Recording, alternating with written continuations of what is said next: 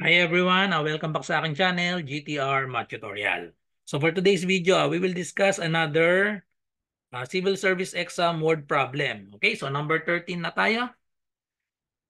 Okay, so itong question, by selling balot at 5 pesos per dozen. So medyo luma na itong question na ito, galing ito sa reviewer.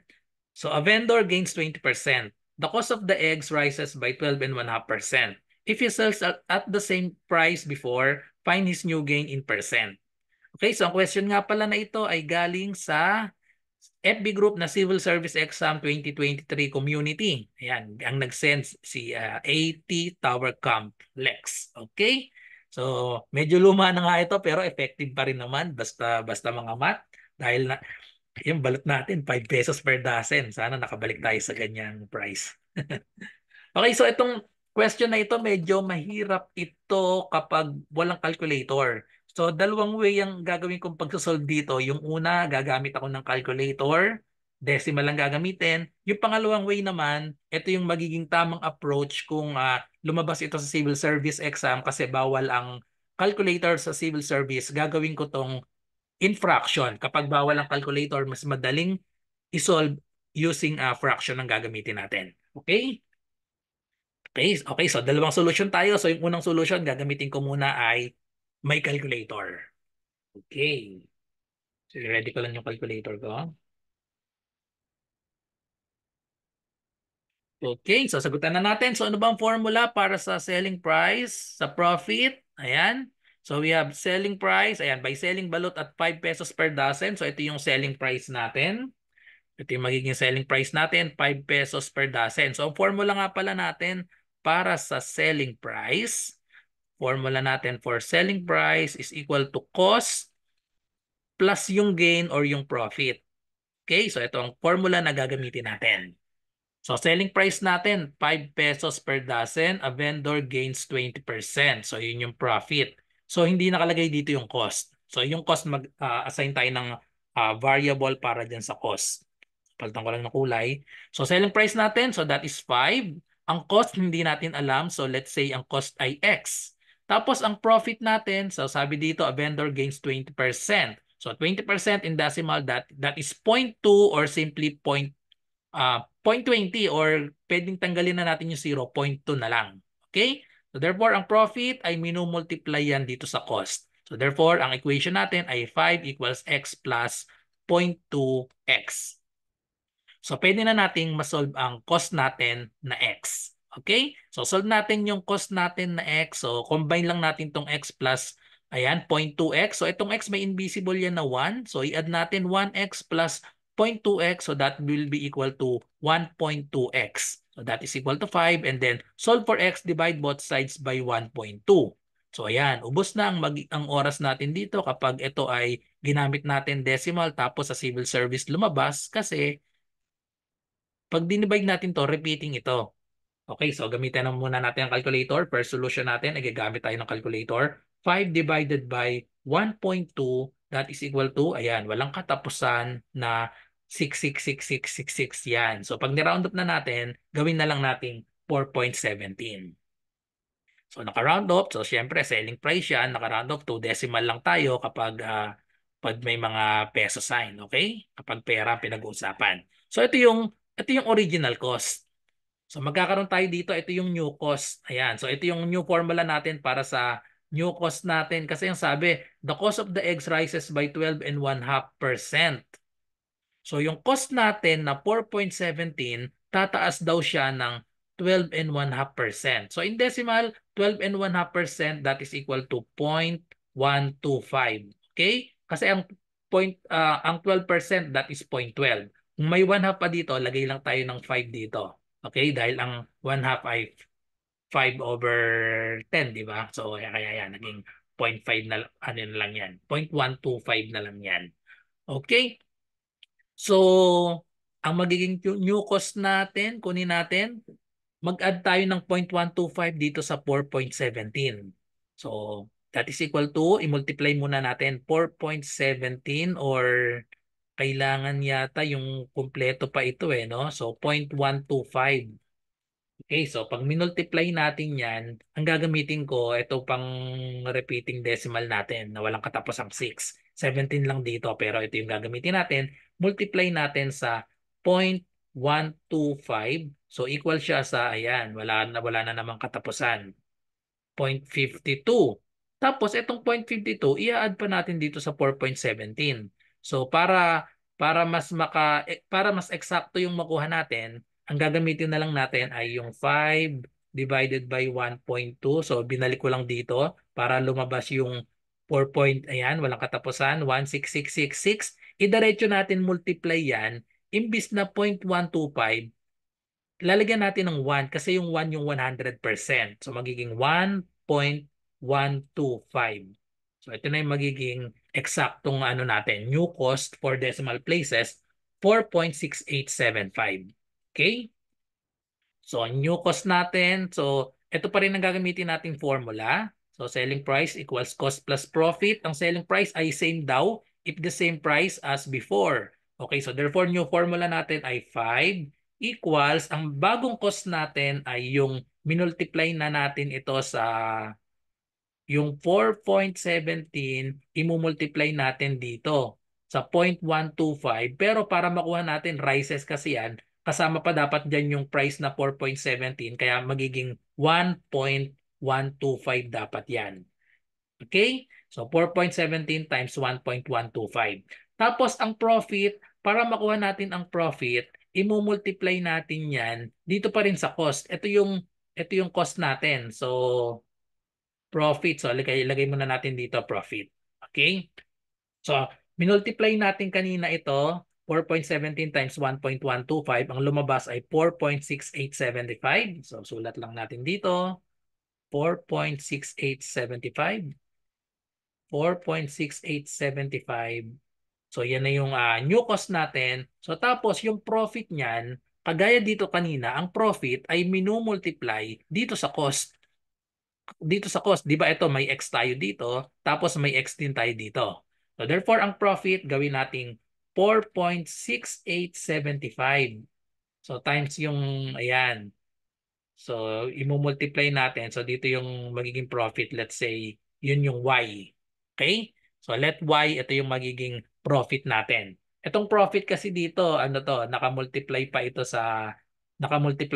sa new cost natin dito na 4.6875. Tapos, solve for Y na lang tayo dito. So, subtract lang natin ito, 5 minus 4.6875 to both sides tayo.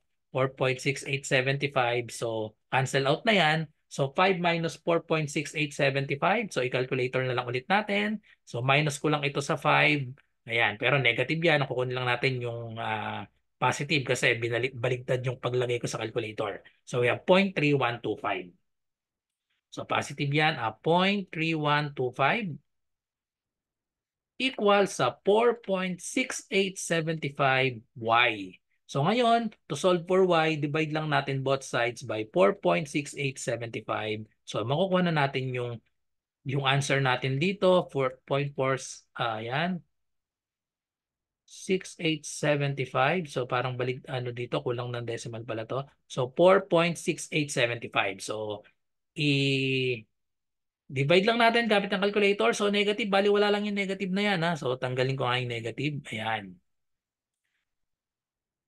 Okay, so parang naiba na yung nandito naka-appear sa calculator. So ulitin ko nga ito simula umpisa para matanggal ko yan. Yan, so divide 1.2, nandito na tayo, 4.17 yan. So i-multiply ko sa 1.125. Okay, so yan na yung 4.6875. Okay, so tapos, paano lumabas yun? Minus 5. Magiging negative dahil baligtad, i-multiply ko nga sa negative 1. Okay. Ayan, para maging positive. So, ayan, 0.3125. So, tapos i-divide natin sa 4.6875. Okay, so ito na yung magiging answer natin. Ayan. 0.066666, walang katapusan na 6 yan.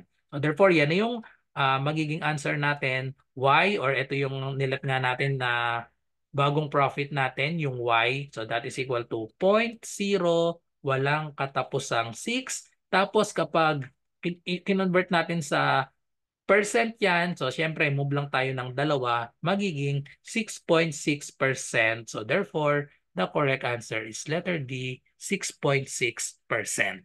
Na sabi ko nga sa inyo, mauubos ang oras nyo kapag lumabas ito sa civil service dahil bawal ang calculator. So ngayon, para masagutan natin ng madali ito, ang gagamitin natin ay fraction dapat. So ito yung magandang approach dito. Ayan, burahin ko muna lahat ng sinulat natin.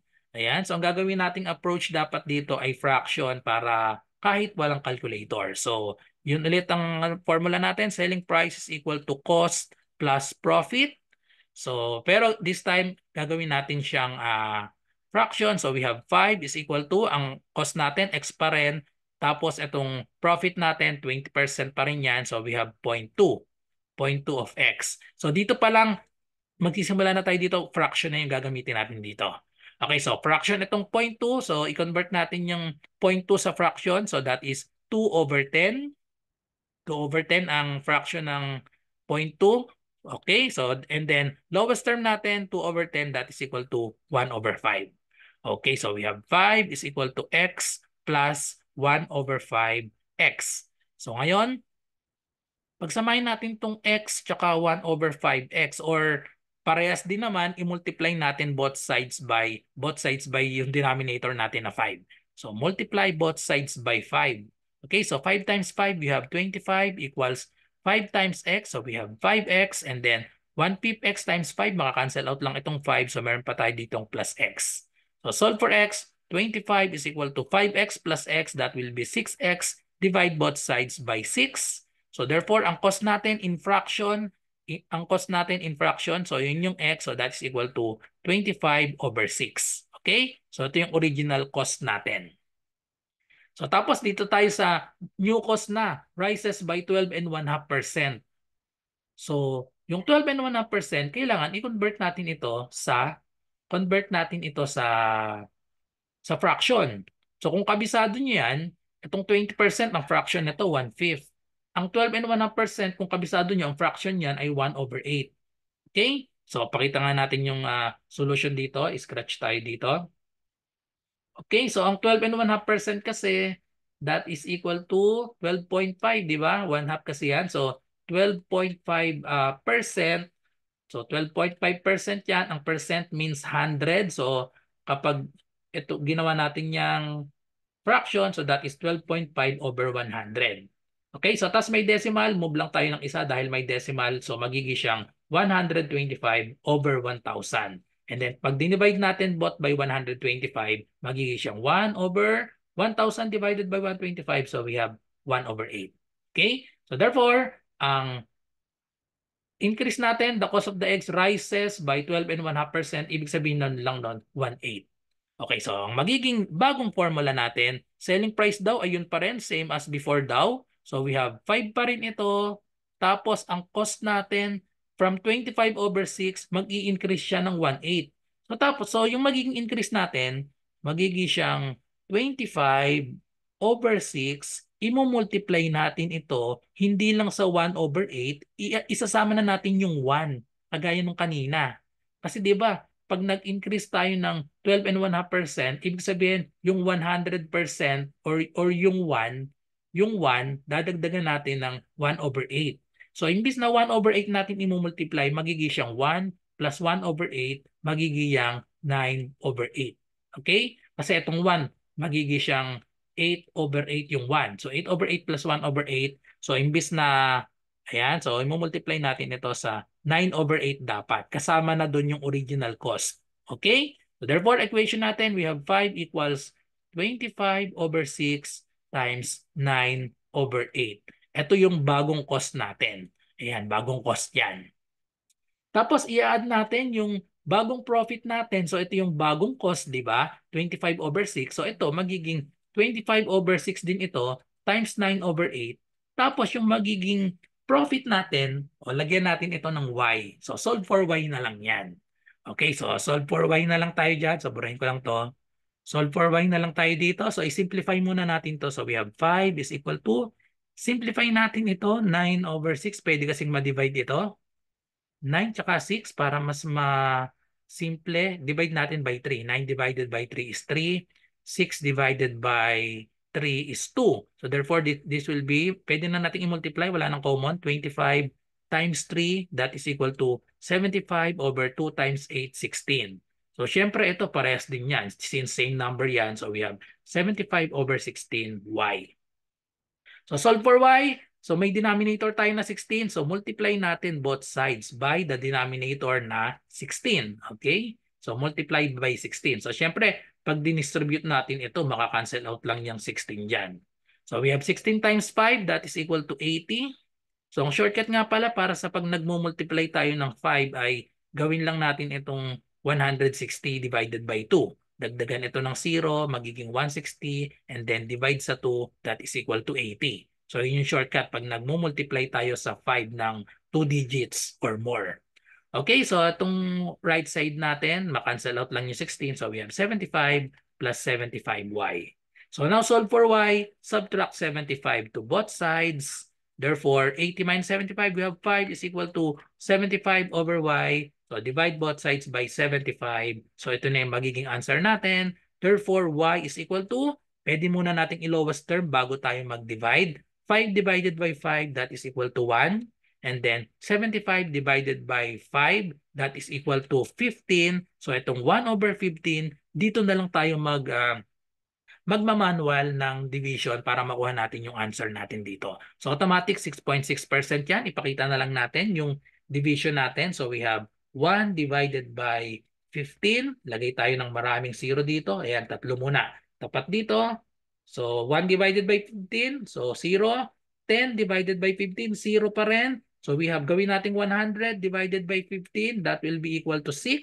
6 times 15, that is equal to 90.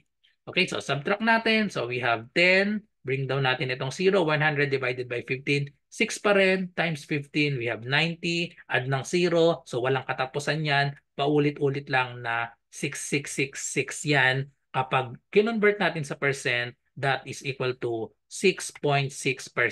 So therefore, the answer is letter D. So mas madali itong solution na ito dahil nag-divide lang tayo dito sa last part na. So kailangan lang kabisado nyo lang dapat ang fraction. So kung kabisado nyo yung 20% 1/5 and 12.5% 1/8, mas mapapabilis ang pagsosolve natin. So parang algebra na lang ang ginamit natin dito, solve for y na lang. So napadali ang solution natin kaysa gagamit tayo ng decimal dahil mauubos ang oras natin. Okay, so that's it. So thank you for watching. I hope nagustuhan niyo explanation ko para sa problem na ito at kita-kita pa tayo sa marami pang math reviewer para sa civil service exam. So bye-bye and God bless.